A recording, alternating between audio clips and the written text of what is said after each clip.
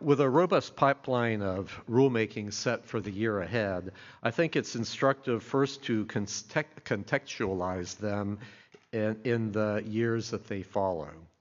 A period in which our regulatory framework too often struggled to keep up with a market that it oversees. As just one example of the gulf between regulation and reality, our rules still default to paper delivery for shareholder communications. In an age of algorithmic trading and artificial intelligence, I believe that requirement ought to be a relic and not a standard. Second, and on that note, a refusal to update the SEC's rules paired with a misguided regulation by enforcement campaign has killed many would-be products or driven them offshore. When innovators cannot discern fit-for-purpose rules, or when they face the prospect of a subpoena as the response to good faith efforts to comply, the rational response is to build elsewhere. And they did.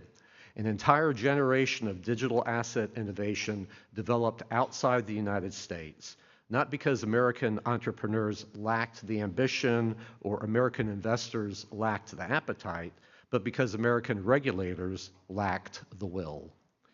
Third, decades of accretive rulemaking have compounded into a compliance labyrinth so elaborate that it sustains entire industries whose sole function is to help public companies to navigate the SEC's complex regulatory framework.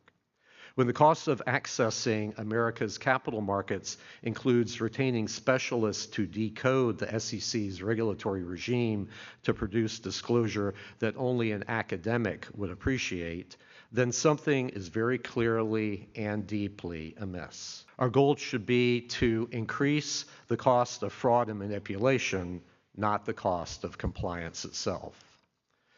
So against that backdrop, every initiative towards which the SEC is working and every rule that we propose, every interpretation that we release, and every institutional reform that we undertake largely falls into one of three categories. Those that advance our rules to align with how markets operate today.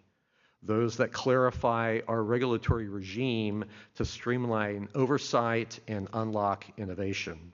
And those that transform our requirements by eliminating both the burdensome and the impractical. So together, these three pillars of advance, or A, clarify, or C, and transform, or T, form one integrated policy agenda that I'm calling our ACT, ACT, strategy.